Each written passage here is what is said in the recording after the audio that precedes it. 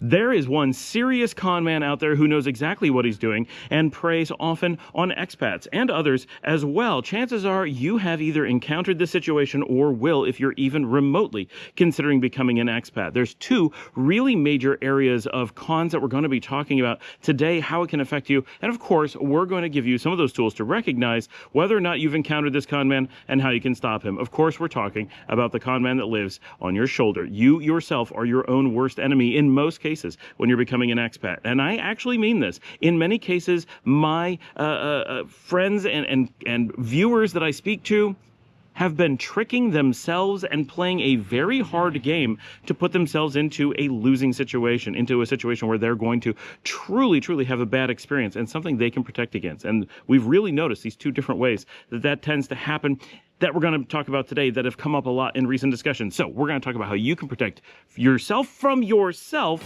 right after the bump.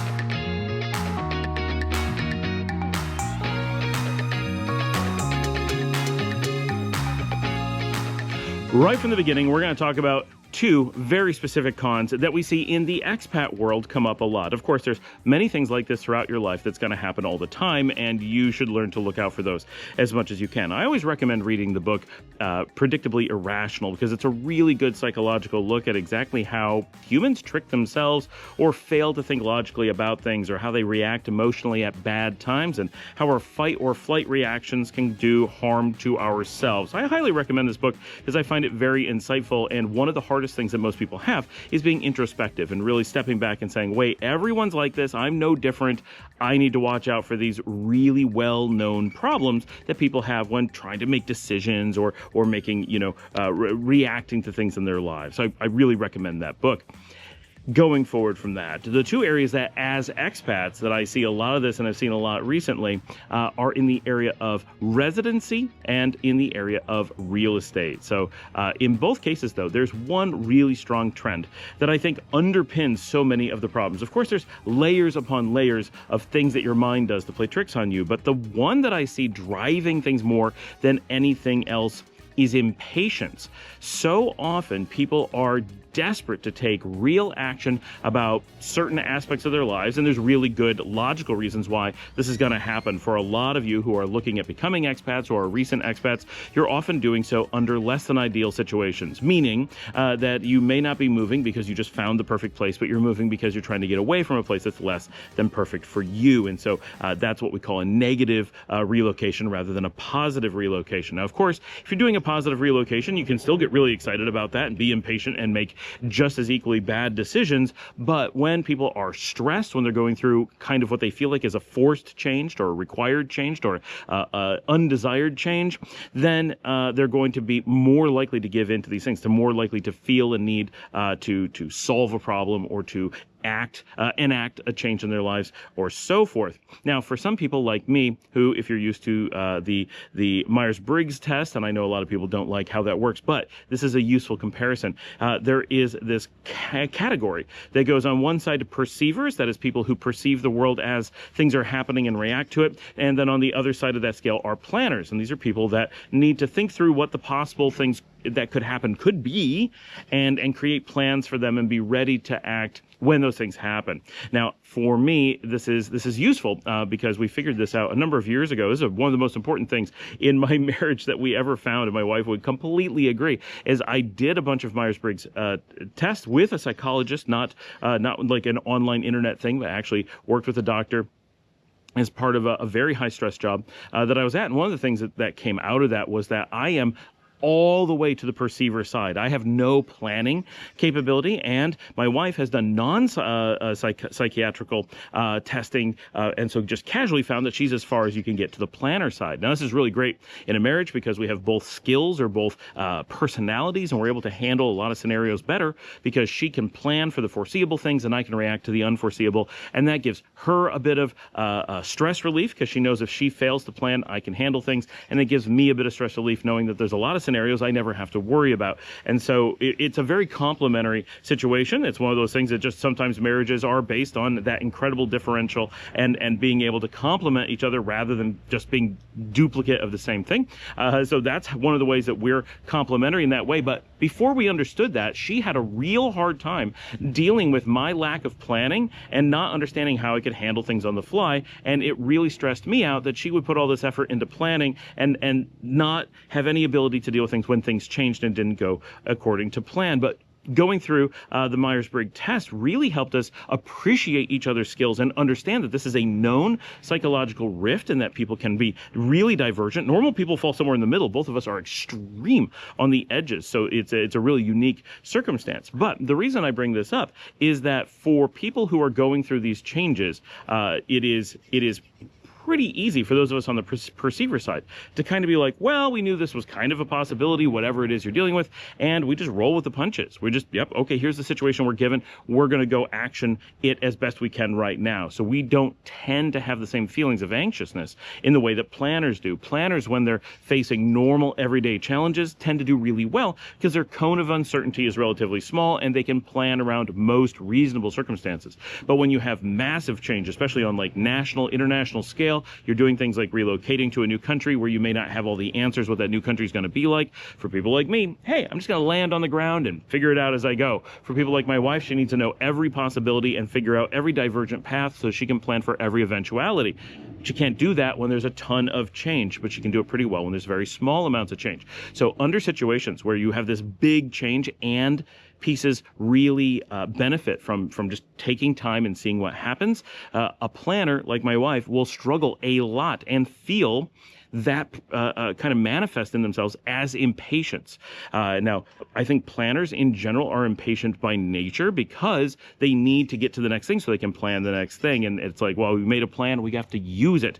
Whereas a perceiver is like, well, the thing I'm perceiving is that nothing is happening, so I have no action I need to take. I think perceivers just have a lot easier time dealing with waiting for things. And this is something that may be coincidental, but I've definitely noticed very strongly. But when I'm talking to people who are having the kinds of challenges we're talking about with becoming expats, consistently, I find that it is people who are attempting to plan and take action long before it is appropriate. So what does that mean? Let's dig into concrete examples so you know exactly what I mean and how you can potentially protect yourself against it. The first thing I'm going to talk about is the concept of residency. Now, it's not a good or bad thing. Residency, we've talked about before, is never a thing you want. Under no circumstances is it possible to want residency other than if you have a mental failure where your brain thinks it means something and so attaches emotional value to residency. But residency itself is a meaningless concept. It is only what residency can give you that could be good or bad for you. So it's important to understand that if we're feeling a desire for residency, our brains are proxying something that we think we want and attaching that and believing that it is residency that gives it to us, which it could be in a very specific circumstances, but under general circumstances, residency does nothing of value. It's not really a universal thing, so it's a very specific case by case that it might be beneficial to you. Now, there are a great number of people out there who make money by selling services around residency, and they tend to run a long scam, often making YouTube channels that promote residency services, and some of these you guys know because they have big international, capitalist shows. They always have capitalists in the name or something like that, or they play on the digital nomad name or something like that. So you'll find those that are out there trying to make a quick buck before you realize that this is not something that you should be doing. Plus, in every given country, there's someone or dozens of people who have YouTube channels and similar where they're trying to sell services to help you get residency and so forth. So there's tons of people out there looking to make money on this. But the reality is that none of them can do anything. They are utterly powerless to run any kind of scam on you or to try to get your money if you are not running a scam on yourself ahead of time. So how does this happen? Well, you may go out and start watching channels that don't clearly have any kind of value or information. You may be going to a channel where they have a service that they're trying to sell and the channel itself is just an advertisement for their services. That's something to be really cautious about. We all know the show from Malaysia, the show from Ecuador, the one from Costa Rica, right? There's some big channels in every country. And if you watch a channel for any amount of time, they seem to give just enough information to lead you to questions. And those questions lead you to surprise, surprise, whether it's a checklist that they sell or a training camp that they're going to take you to, to, or a conference you need to fly off to, or something that you're going to spend money directly with them specifically to get the information they could have given you for free on the YouTube channel in a few seconds. So they didn't. They withheld it so they could treat that as a commercial and then sell you this thing that you can't check ahead of time to see if the information is any good. There's a pattern that works here. But how did they get you drawn in? You started watching these shows going, ooh, I think I need this kind of information. This is feeding me. I don't have to do the work. I don't have to think. I don't have to research. I don't have to go do anything. I can just watch this show and then pay this person this money, and it's going to make it feel like I'm taking action. I'm going to talk about someone I just spoke to who went out and has been doing a number of trips based on watching a YouTube channel, and I know what happened, right? People don't know exactly how to ask the right questions, and this is a challenge that everyone has. This is a psychological thing that we do to ourselves, and nearly everyone does it. And this is where you're really lucky if you're autistic, because most people who are autistic will not do this, but most people who are not autistic will do it to some degree, and that is asking the wrong question. They'll ask something that they are assuming they already think they know the answer, and so they ask the question based on the assumed answer rather than asking what they actually want. And of course, in business, we call this goal-focused thinking that they're not doing. You want to focus on your goal. So let's give a concrete example. You are living in the United States. You want to be able to retire to somewhere. You've found a couple of countries that you're really interested in, and you think to yourself, okay, I want to be prepared so that I can move to the one that I end up choosing, or maybe to multiple, and I want to be able to do that when I retire. And so you may go and watch some YouTube channels, and you see someone who's got some services, so you contact them, and you may ask this question: do I need to get residency in order to stay long-term in that country? And if you ask that question, it means something very specific. In order to stay long-term in that country, will you need residency at some point? Almost always that answer is going to be yes. Even here in Nicaragua, if you're going to stay here for 10 years, you're definitely going to need residency at some point. Is it in the 9-year mark? Is it at the 5-year mark? Is it at the 1-year mark? Is it at the 1-month mark? That's a pretty important question, and it's probably something that you're not considering, and this is where the risk comes in. Why was the question asked in that way? Why did you start with residency and staying long term? Why did those get added in? What you want to ask is, I want to be able to come to the country of choice, and I'd like the freedom to not have to leave if I decide to stay. What do I need to do before going? Right? That would be a much better way to ask that question. So let's ask that. We're going to use Nicaragua as the example. The case that I'm talking about was not Nicaragua they were talking about, but most countries will act the same. And I am aware that there are countries where the answer is different, Mexico being a prime one and the United States being a prime one. So a lot of people coming from North America do have experience with places where this leading assumption about what the answer is going to be could be possible and may make sense. You're going to want to do things ahead of time, or you may not be able to stay. So that those possibilities exist, absolutely, it's a good question to ask, but we got to ask the right question for what we want to know. We don't want to know if residency is eventually going to be paperwork. That is irrelevant, completely meaningless. There's nothing you can do with that information. We couldn't care less as potential expats about that situation. What we care about is, are we going to be able to stay? Do we have to leave and come back? Do I have to do preparation ahead of time? And so forth. We have to know what the process should be to do that. So if you were asking this question about Nicaragua and you said, to be able to stay long-term, assume indefinitely, would I need residency to be able to stay in Nicaragua? Yes, if you're going to be in Nicaragua and you're never going to leave, or not for a really long time, you're definitely going to need residency. So the answer would be yes. Someone who asking that question would presumably come away and say to their family, their friends, well, yeah, I looked into Nicaragua and Scott said the answer is yes, we need residency to be able to stay. So therefore we have to figure out residency before we can look to see if we can go, which is completely wrong.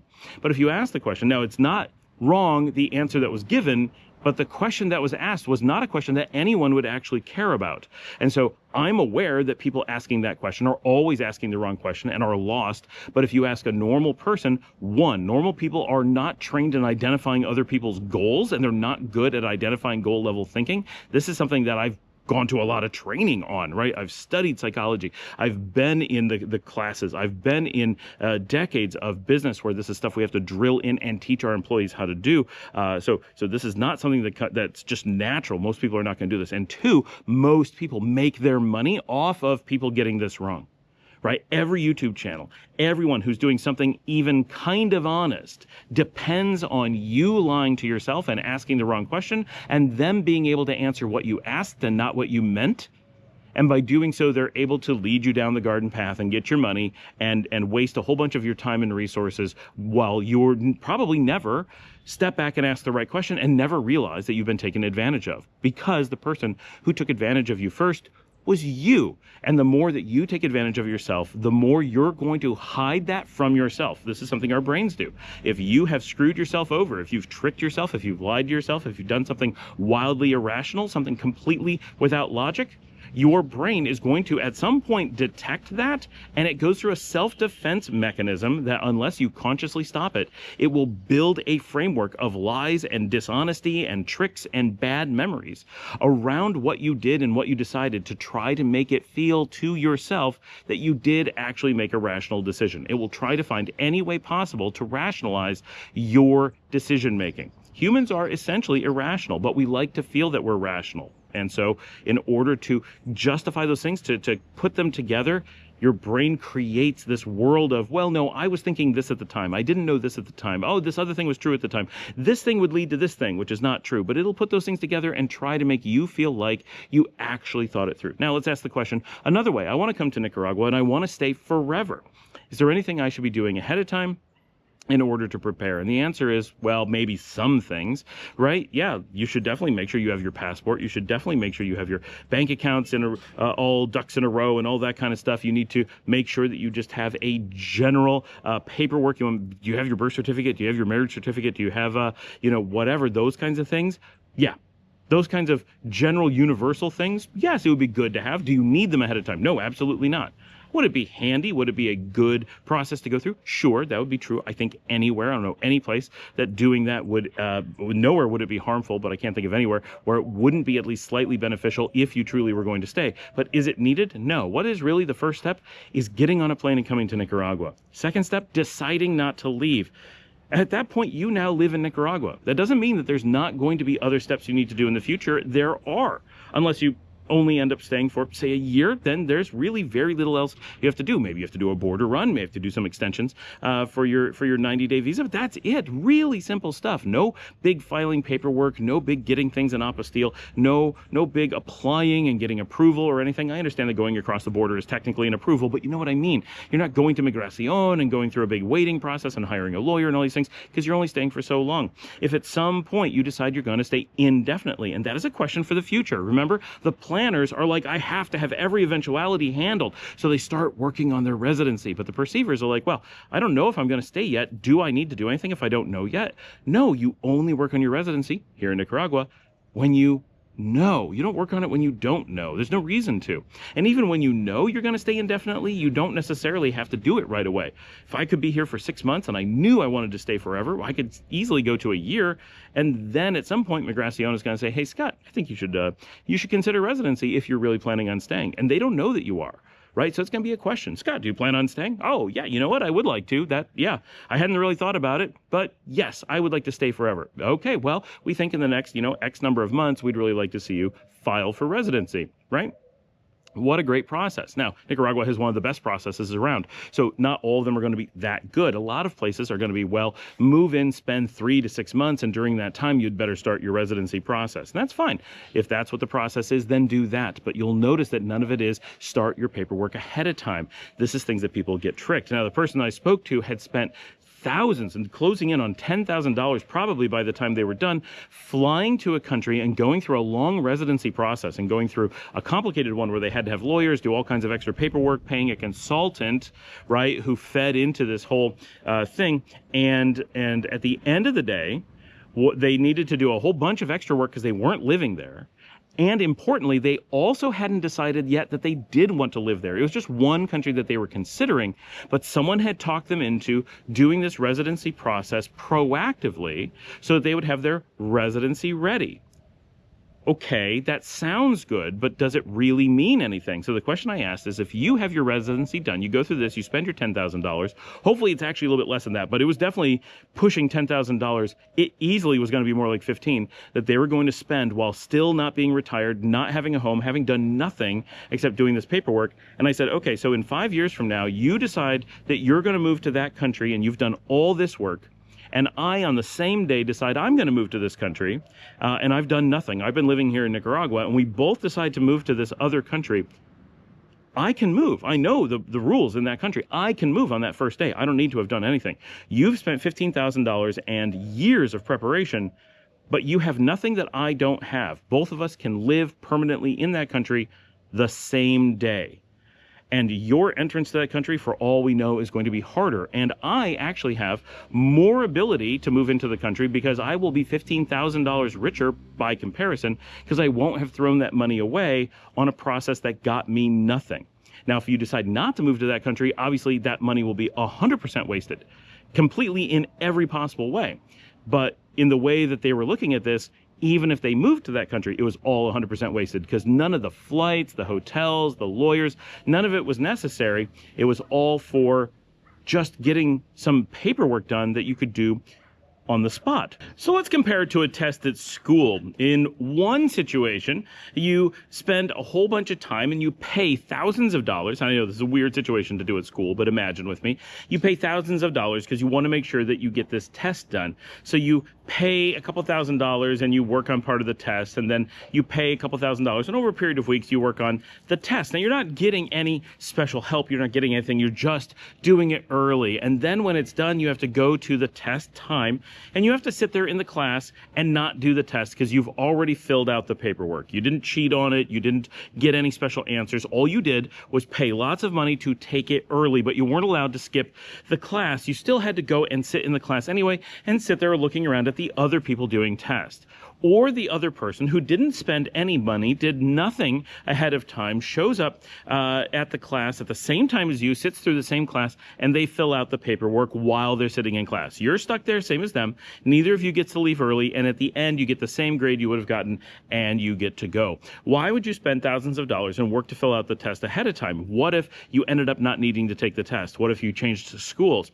What if something happened to you and it just didn't matter in the interim? And why would you spend all that money when you don't have to spend any? It got you no benefits. You're not getting out of the class. You're not getting out of doing any amount of work. You both do equal work, just one had to do it early and with lots of money and one didn't. That's exactly the scenario that we're seeing here. One person is spending tons of money and doing lots of work early that may change. This is very important.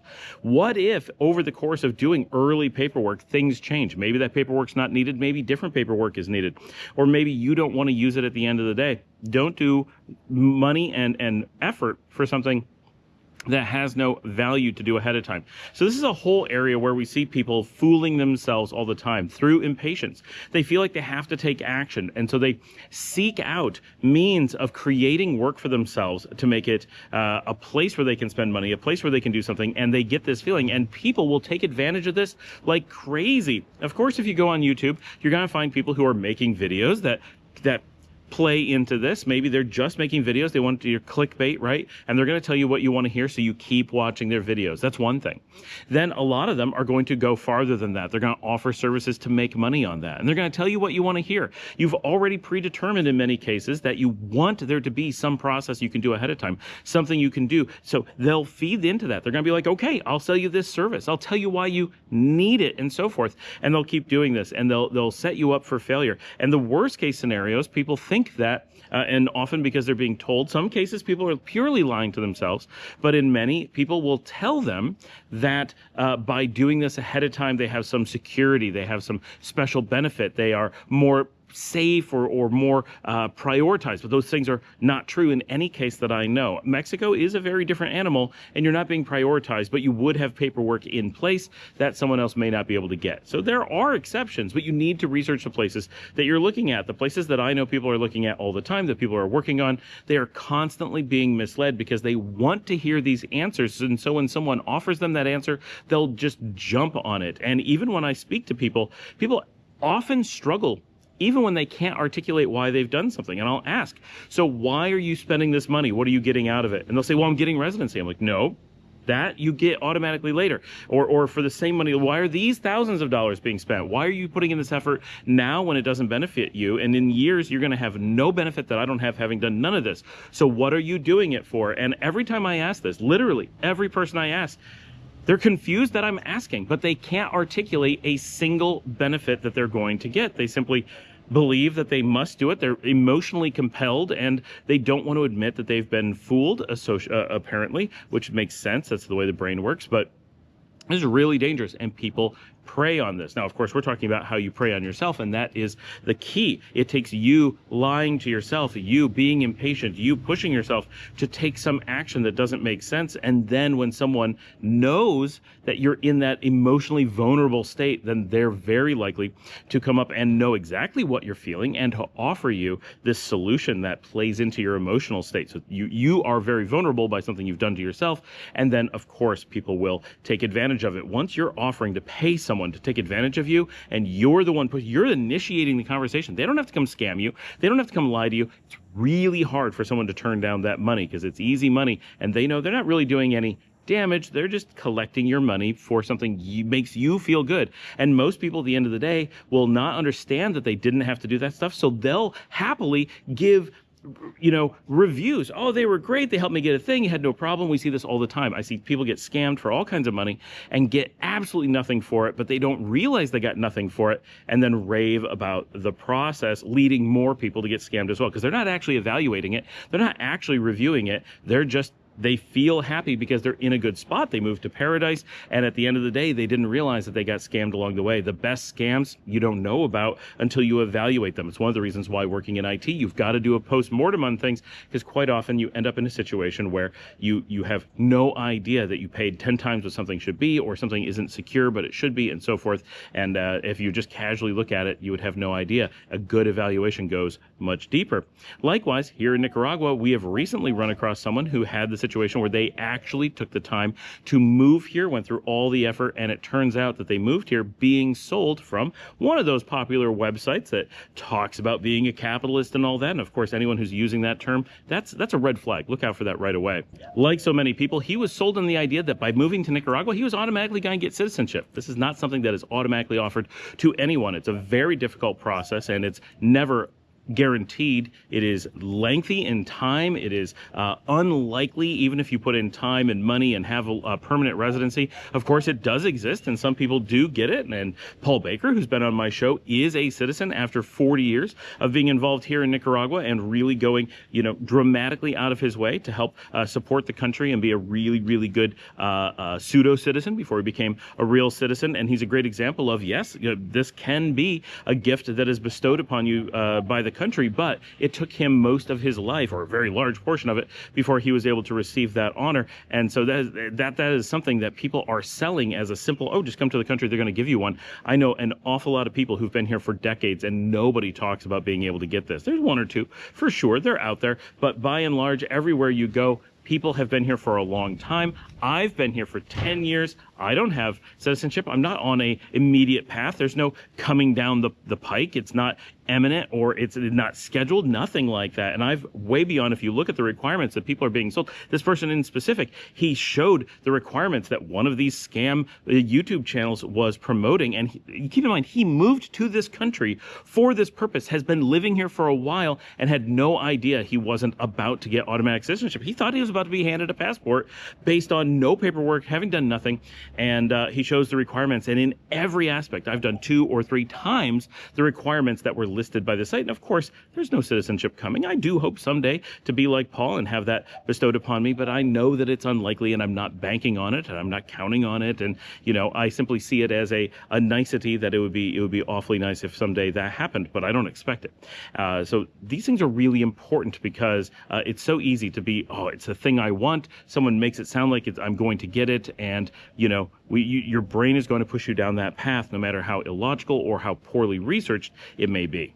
All right, let's talk about the other kind of scam that you're likely to run into from yourself, and that is the scam of real estate, this push that we have to go get real estate ahead of time, to get it online, to be sure that the research we do when we go out and don't follow slow, deliberate, by the rules processes is going to work out well for us, and it's not going to work out well. But people convince themselves every day, and they can't stop themselves. It's an OCD, an obsessive compulsive disorder, and I mean that. This is an absolute maniacal disorder, which OCDs are a part of the maniacal family, where people cannot stop themselves from looking online, trying to buy property remotely, trying to buy long before they have any idea what areas they're interested in, whether Nicaragua is right for them. In this case, Nicaragua could be anywhere. Just completely going out of order, and just this absolute, all-encompassing passion for buying a house now, regardless of anything else. And I see it quite literally every day. This is something that never stops when you're in the position I am, doing the things that I do. Every day people reach out to me and are asking, well, I know that you've said not to do this, but, always a but, and it just goes on and on and on. I have someone right now writing me, right? Oh, here's a place I'm interested in. Here's a place completely different that I'm interested in. Here's a totally different thing I'm interested in. Where can I find this stuff? And the answer is always the same, right? Get here, walk around, look and see what there is. And they understand that, but they can't stop looking and coming up with places that are unavailable, really expensive. They can't get information that they need on it, and so forth. And it's just this constant process. And I get it from so many people from so many different angles. And what I've seen a lot of in this last week, and one of the things that prompted this particular video, was someone wrote and said, well, I came to Managua and I spent a week, and there's no way you can get prices anywhere near what you're saying. And I had a couple things this week, right? One person responded and said that is a response to the 15K video where we did, could you get a house with a lot between 10 and 15K? And obviously you can, like nobody can deny that, and yet they do, right? And then we had the response video that Kevin sent in, which I don't think is up yet, where he talks about, well, people are too focused on cheap and they need to just spend money, and a very different take on things. But still was like, 15 will be so hard. It's as if we're not seeing these places. But one of the things that's universal is people are seeing, like we often have shown, okay, maybe it's a $16,000 house, but we're showing these places in great areas, nice communities, high end, right? And then people are like, those don't exist. And I'm like, we just showed you one. It's available right now. You could buy it today. Right? And here's another one, and here's another one. And we recently turned down a really nice $21,000 place in Ciudad Sandino that has been on the show and was really nice. It's not available now, it's gone. But we turned it down. We had the option to buy at 21. I realize that 21 is a lot more than 15, but 21, it was a larger house. It had more finishes. It was in a more desirable spot. It had more amenities in its community. It was in a gentrified area. 21. In the same time, people were like, there's no lots under 40K. I'm like, I turned one down yesterday for 4K. At 4K, we weren't willing to buy it. That was yesterday. And people are telling me, no, the prices are 10 times that. Obviously, they're not 10 times that. Here's an important rule of real estate. A really, really important rule. If you can't find something at a price, right? If you say there's nothing available for 100K, I looked, and someone else goes out and buys something for under 100K, you're wrong. Period. Period. There isn't an opinion in this area. Opinion is this particular house. I think it's worth 100K. Someone else says, I think it's worth 90. Neither of you are willing to buy it. So it's not definitively either. But if someone is buying places under 100K, you can't say that places aren't available for 100K. They obviously are. When I'm saying the places can't be done for 15K, I plan on going out and filming the incredibly small lot, but in a very nice location, where someone could build a $11,000 home, which would be incredibly basic, but that's what we keep saying, in a very nice spot with nice air, good neighbors, safe neighborhood, and really, really, really close to the beach, about 2-3 buildings away, probably 3, from the beach, close enough that you could walk in moments, close enough you can hear the waves, close enough you're getting the salty air blowing through your house, which actually would be a negative, and we'll show that, and you all can be like, oh, that is very small, but the location is quite nice. And now I understand that 15,000 would be this little tiny thing right there. We keep saying it, and I understand where, like, Kevin is coming from, that he's concerned that no matter how much you say little places, completely bare, no amenities, 15K is rock bottom, and then people have this expectation of like a $100,000 house for $15,000. That doesn't make any sense. I totally understand that people are getting crazy ideas from these numbers, but that's going to happen no matter what. And if you do it the opposite way and say everything's $100,000, then people are going to see shanties and be like, those shanties are $100,000? I can't believe that's the bottom of the market. Clearly it's not. Most of those shanties are like $1,000, right? But understanding that these are real prices that we're really seeing on a regular basis. There are places being offered that are at prices that people constantly claim don't exist, and people are turning them down because it's not worth that amount of money. It's like there's a house in Las Piñatas that has been on the market for $35,000 for years, and no one has ever bought it because it's not worth $35,000. Once people go and look at it, they're like, oh yeah, now that I realize I could get other places for $35, this one is, maybe it's worth $32.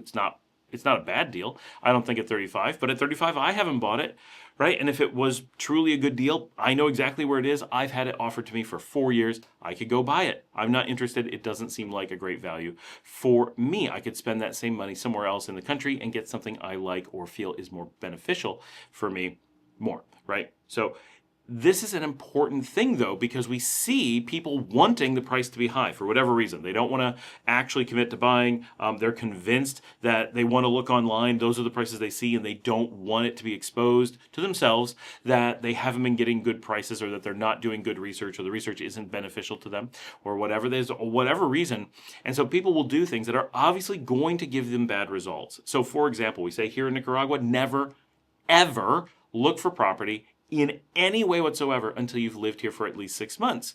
After 6 months, start looking, but don't make any serious inquiries for at least a year. Consider probably 2 years is smart to do before you actually go through any real path. And yet, without fail, the average person will come and start looking at property probably before they're even here, and then they'll get to a place and start looking immediately when they arrive. They'll do anything except what we tell them to do. And I understand you don't have to do what I say to do. I'm not in charge of anything, but I'm telling you what years and years of dealing with loads of expats and immigrants and people moving to different countries and doing real estate in different countries, things that are universally problematic. And everybody has the exact same reaction. Well, but I know what I want to do. Okay, but that's what everyone else who failed said, right? You think you're unique, but everybody has the same reaction. Everyone is sure that they're unique. Everyone is sure that they have a situation where they should buy right away. And once in a while, and this is the worst part, there is someone who really knows what they're doing. And someone does need to buy right away. And because it works out, presumably, for somebody, everyone uses it as the example that it must be the thing to do and it should work out for them, even though 99% of the time it is exactly the thing that leads someone to failure. And the people who are consistently happy with their purchases and having good long-term investments, good long-term value, are the people who are waiting and following these guidelines, because that's where these guidelines come from. They come from success, and the anti-guidelines come from failures. We see this so much, I can't tell you how consistent this is. And somebody's, there's always going to be those exceptions, but it's very, very consistent. And even the people who seem to be jumping the gun are still, well, yeah, they jumped the gun, but they did put in 6 months here and a couple years other places, and they accumulated quite a bit of knowledge so that they were able to, in theory, shortcut the process a little bit. And we don't know if they got a good deal. We don't know if long-term they're going to be happy, but we know that at least for somebody, there are people who feel like they did okay. And yet, pretty consistently, when people are like, yeah, I think I got a really good deal, very rarely are they willing to, and for obvious reasons, right, disclose what their deal is. So a lot of times people will be like, yeah, I got a great deal. And we're like, I bet you paid $200,000 for a place that's worth 50. And they think that 200 was a good deal. And that's not necessarily the case, but quite often it is. We're very aware. For example, there was a hotel on the beach that someone bought about a year ago, and they probably got a really good deal. They were probably savvy, but we don't know that. But we know from the people who lived on the beach that we've all known the place was for sale at $135,000 beachfront for years, and no one wanted it. It should have dropped to around $120,000 for it to sell. It was not a bad deal at $135,000, but it was pushing it just a little bit because businesses are so hard to do out there. It needed so much investment to get it up to snuff. It was functional, but it wasn't as good as it could be. And whoever bought it, right, if they bought it at $200,000, they'll never be able to make enough money to justify the purchase. But if they got it at $120,000, I think that they will. We don't know what they paid for it, and I don't care. But we know that it's value, that the ability to resell it in the state that it was only in the 120s, and that was just an estimate. But we know that at about 120, we probably would have purchased it ourselves, so we have a pretty good idea of how we would have evaluated it, and chances are if we're going to buy something, someone else is at least really close to doing so, if not willing to do so just before we would. So that's totally how it works, and that's kind of how you can gauge. But the amount that people are spending on things, when you hear these stories, and especially if you go to San Juan del Sur, but this happens everywhere, and the story that I'm using is from Managua, so it's not from San Juan del Sur, but you so often get these people repeating, well, I looked and I didn't find it. Okay, did you put in the years? Well, no. Did you look online? Yeah. Okay, did you do everything we said not to do? Did you set yourself up because you knew based on what we told you that the expectation is that you would get super high prices? And then when you got super high prices, you're acting surprised, right? Well, obviously you knew that we were going to tell you that you will get told really high prices. You've been gringo priced. And so that's the thing that we're seeing a lot, is this setup to be gringo priced, right? Shopping too early, shopping online, not doing the research, not going on foot, not having someone represent you, but going and representing yourselves. There's layer after layer that is all set up to basically means you're only looking at the expensive houses, you're only looking at expensive lots. And then when people do hear about lower cost places and it seems irrefutable, then of course they come back with, well, no American would live there. Yet it's Americans that we know that built the house, right? In most cases, the example that I'm told that no American would live there, it's no Nicaraguan has ever lived there. The house was designed and built by an American, and an American has lived there happily for a long time. And it's a completely viable house. I know another house that meets almost identical specs, and you would say, well, again, no American would live there. Yet it turns out it was built by a Kiwi, which is not an American, but it's very similar, and is currently lived in very happily by a Canadian.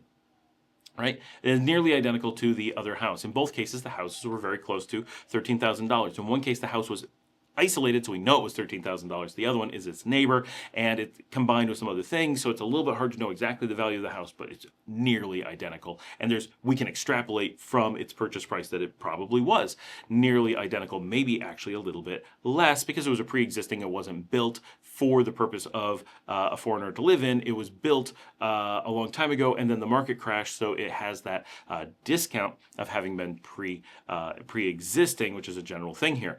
Now, so we know that these things exist. We know that foreigners build them and live in them and want them, and they're desired. And we know lots of people don't want them, right? Same with any kind of house anywhere. But if you think about the small home movement in the United States, loads of people actually want to live in those tiny houses, and loads of people don't. So it's important to understand that there's a group who sees those as a joke and not something you would ever live in, and the government has to block you from doing so, though, because so many people want to do it that they feel will be disruptive to their zoning or whatever, so they don't often allow it in the United States. Of course, sometimes they do, but mostly they don't allow it in the United States, and you have to go seek that abroad. This is an opportunity where people who want those things are able to get it, because we don't have those insane zoning codes here. Here it is rational, and it's for what's good for the people, not what's good for a government department that doesn't want to see tax revenue decline or whatever. So by deluding ourselves, one of the ways is simply convincing ourselves that we have to be impatient and we have to do this research when it doesn't make sense, when we're going to get bad data. Two is accepting bad data, like looking for it and then saying, well, even though I was told that this is bad and I was told why and I understand why it's bad, I'm going to ingest it anyway and I'm going to start using it as a basis for comparisons.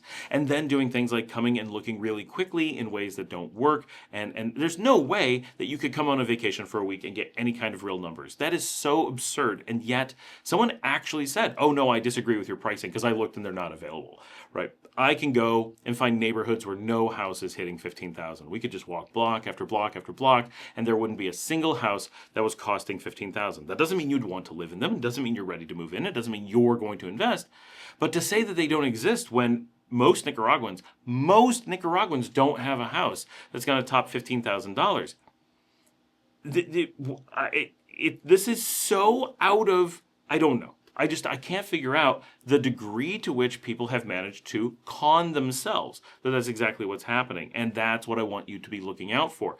We get this mindset of, well, we got to be careful because there's a lot of con artists out there. There's a lot of scammers. We're expats, so there's an opportunity for someone to take advantage of us because there's a bunch of things we don't know. But we often forget that the person who is most aggressive, has the most knowledge of how to trick us, the most interest in tricking us is ourselves, and that really really happens every day, and it happens to all of us. And I see it so much because I'm talking to people who are going through big life changes, and they're really impatient by nature because of the situation that they're going through. And when that happens, we see it just constantly. And nothing I say gets people to internalize that this is how things are, or that this is how I believe things are, right? So it's fine to say, Scott's wrong, he doesn't know, and I'm going to do things my own way because I know. That's valid. But then don't come to me and act like you're shocked when it turns out to be exactly what I described and exactly predicted. Not just predictable, but actually predicted that not only did I predict that you would get these high prices of houses, but I also predicted that you would be impatient, that you would come and look online ahead of time, that you would go house shopping even when I told you not to, and that then you would accept that the gringo pricing that someone, because of course they saw you coming, is fake, right? Obviously, and you're getting that really high price and have no idea what it really cost. I have warned for years that this is what's going to happen. So you can come to me and say, I didn't believe you, and now I do. Legit. You can come and say, you're an idiot, I can do better, I know better. Legit. But don't come and try to act shocked, or don't deny firsthand proof, right? I don't know what to tell people, but we know from person after person after person after person after person after person after person, and just common sense beyond that, and all the math online. There's no possible way that houses start in high numbers. They can't start in the 30s. They can't start in the 40s. They can't possibly start in the hundreds. That's so illogical. If houses were that expensive, no Nicaraguan would have a place to live. There's nobody who can come up with that amount of money to go buy a house. Someone just asked me, just casually, are there any houses in your neighborhood for $170,000 or less? I'm like, there's no house in the entire area that's $170,000. Where did a big number like that come from? But of course, they haven't been here, and they're looking online, and people are quoting just crazy prices because they know you're online, and they know you're not here, and they know you aren't doing the research, and they know you're not listening to me. Now, if they knew you had heard from me and still weren't listening, then they would raise the prices even more, right? Because then they know that you've heard and are refusing to believe it. So then the sky's the limit.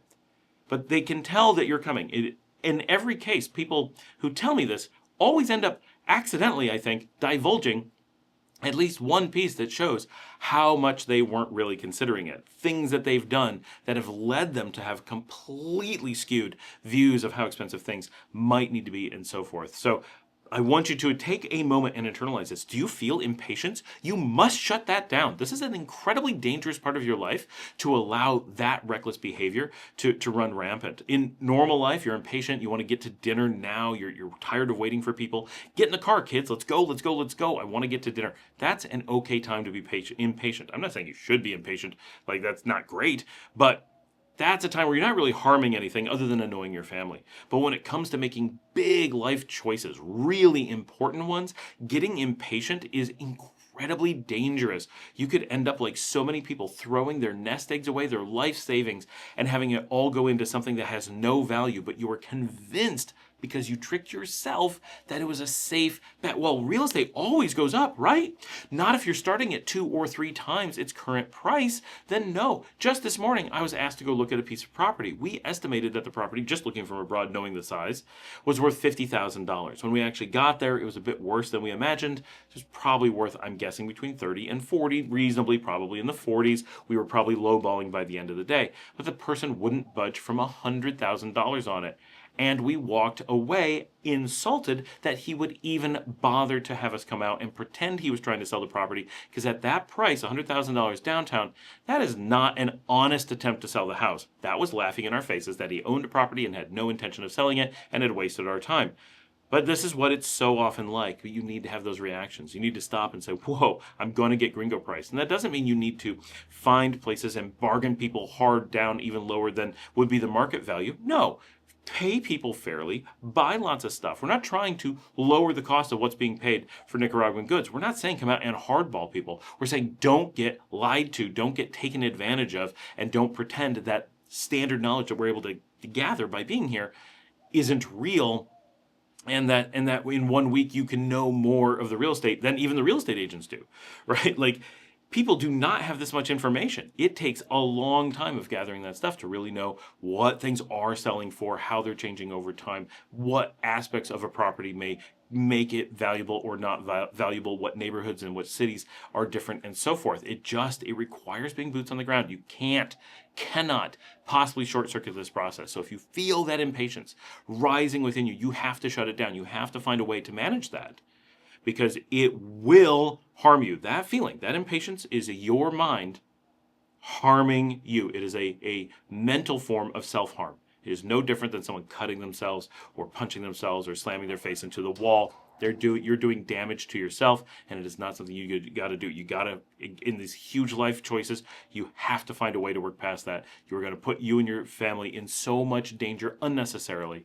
Protect yourself from yourself. Thanks for joining me. Like and subscribe. If you'd like to help support the channel, you can buy me a coffee at buymeacoffee.com/ScottAllenMiller. We'll put a link right up here so you can find that easily. We've also got a join button down there. We also have the ability for you to send in videos of yourself to be on the channel. Just look in the show notes. All the info you need is down towards the bottom. We also have an email should you need to email me. That does take me a long time to respond, so give me some amount of time to get back to you on that. We do have WhatsApp communities for expats. If you want to talk to other people who are living in or coming to Nicaragua, it's a great place to jump in, have real-time conversations. Be sure to mute it because it is pretty crazy. We also have a GoFundMe. We're helping to support Marcela, who hopefully will be on the show from time to time as she's going through chemo with stage 4 Hodgkin's lymphoma. And she's trying to raise some support because she's a single mother and has a lot of expenses because of her kids and food and home care and stuff because of the cancer treatment. She's been on chemo for several weeks now. And as always, share with someone in social media, tell someone about the show, and I will see all of you tomorrow.